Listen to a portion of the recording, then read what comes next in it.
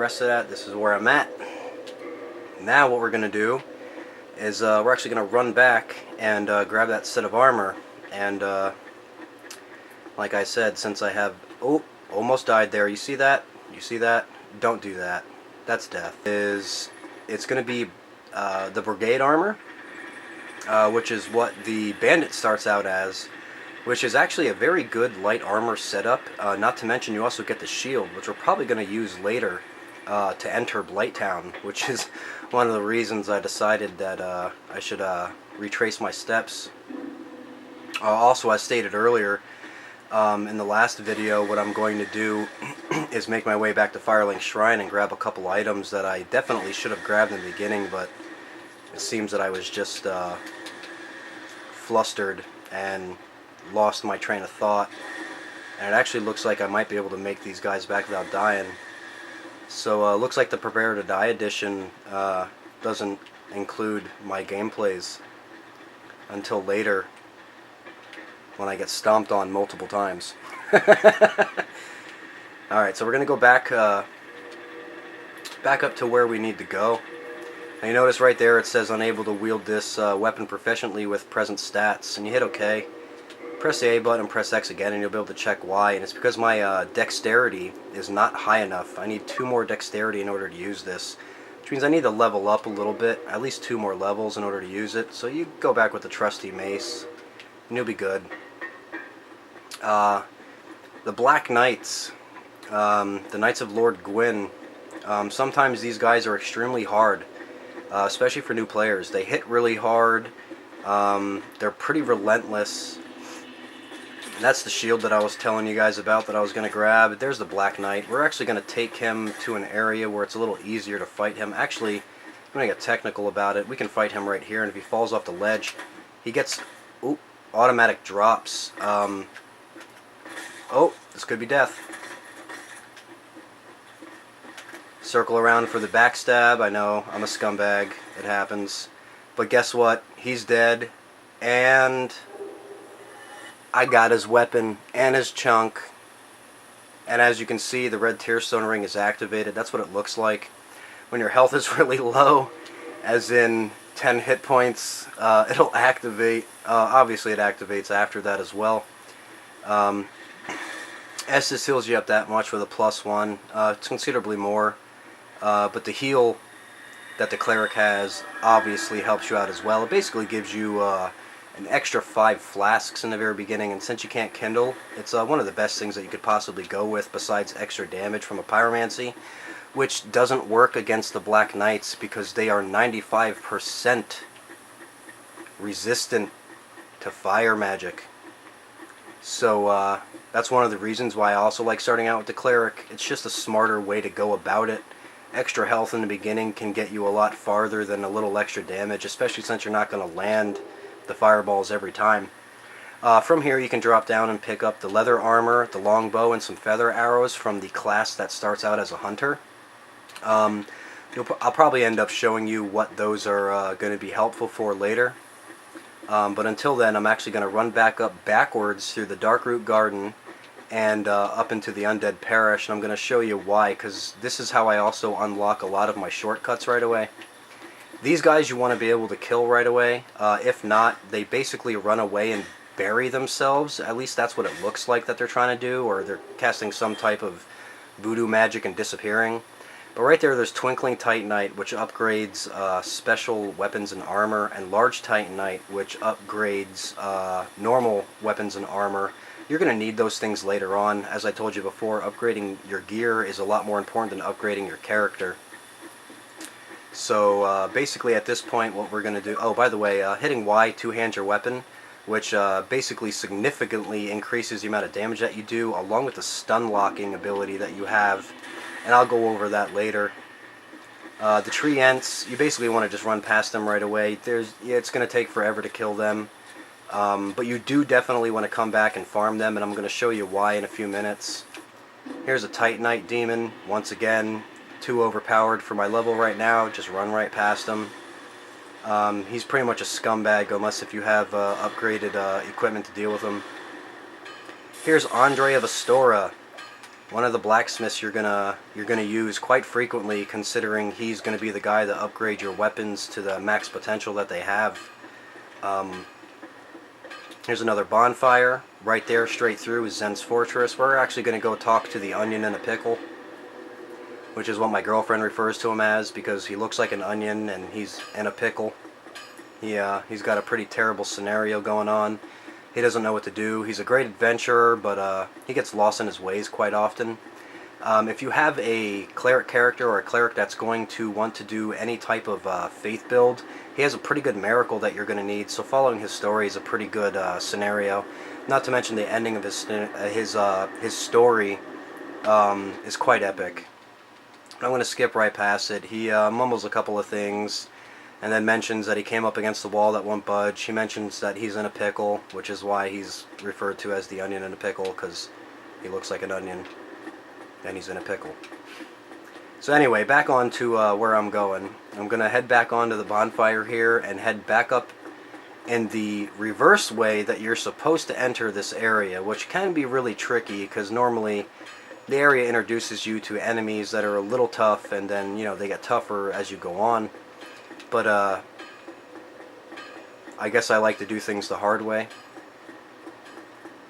So also, when you run and you're running, try not to let your stamina completely reduce. If so, you're going to have to wait until your stamina completely recovers in order for you to run again. Caught him with a nice BS there. Gonna watch this guy for the parry. Catch him with it one-handed, hope it kills him.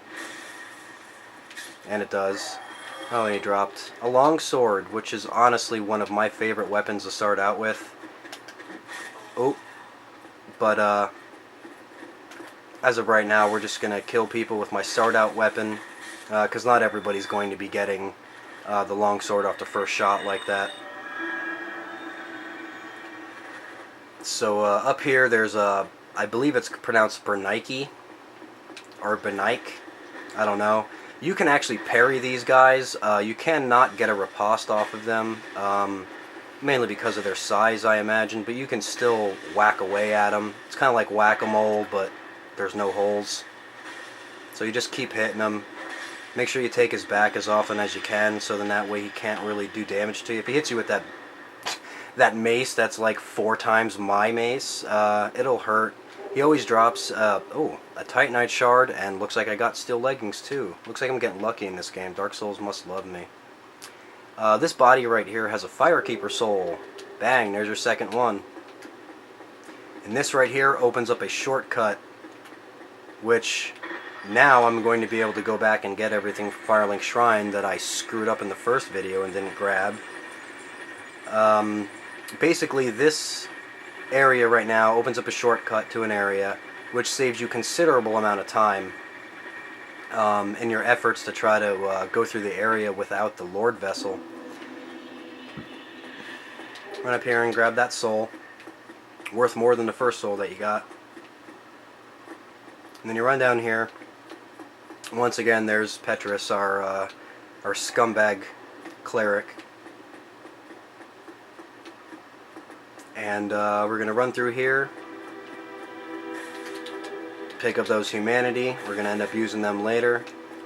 And then basically what we're going to do is run right back to where we just came from. Probably should have done this better by thinking it through. But I'm doing this through impulse. You drop down. It looks like you're going to die because you can't see the bottom, but you won't. I promise you. Obviously I just showed that. And you drop through, and there's a bunch of chests back here, which belong to Petrus. Cracked red eye orbs allow you to invade a player to kill them for their humanity. Morning Star and a talisman. Talisman lets you cast miracles, and the Morning Star is a weapon like the mace, but it causes bleed. Homeward Bones, you use them and you can go back to the bonfire that you last rested at. And Lloyd's talismans are used during undead hunts in order to kill the undead. So as you can tell just from the very beginning, Petrus is not your friend. He, you know, plays the part that he's supposed to through his covenant, but he's a scumbag.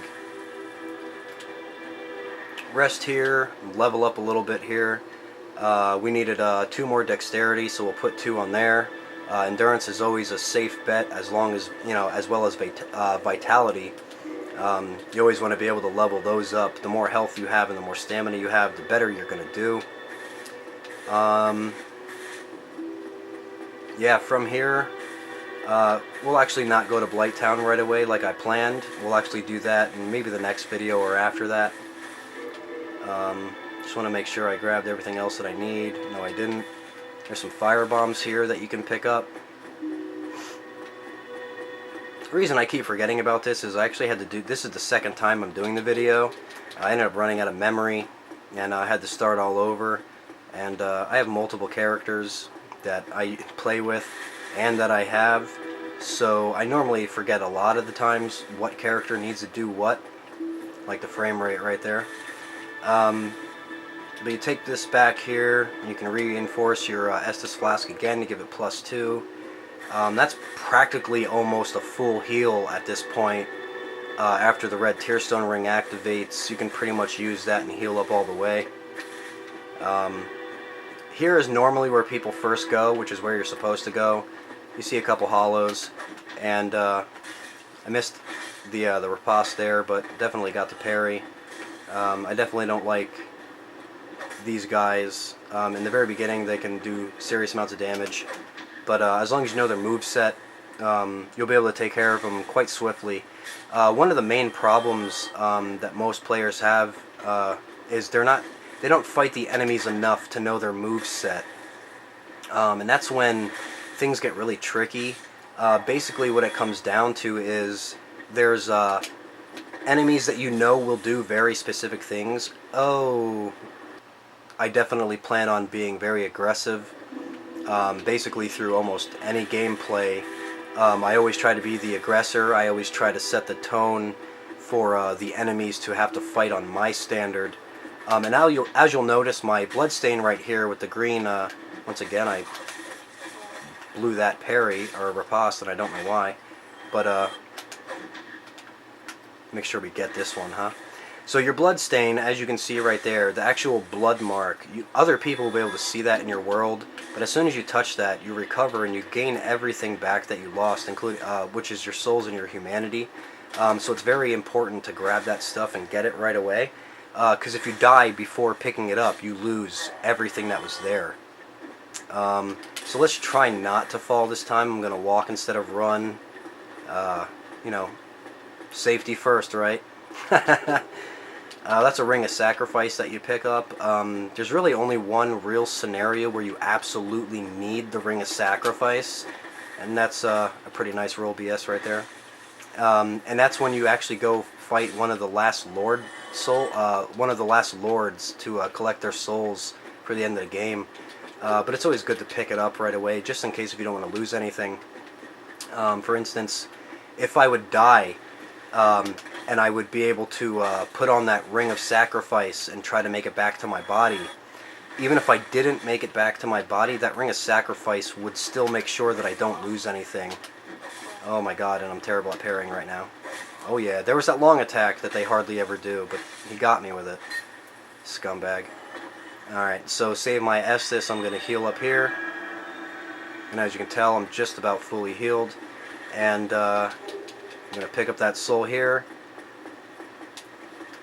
Run in and kill this rat. These guys you can farm humanity from. Please don't poison me. He poisoned me.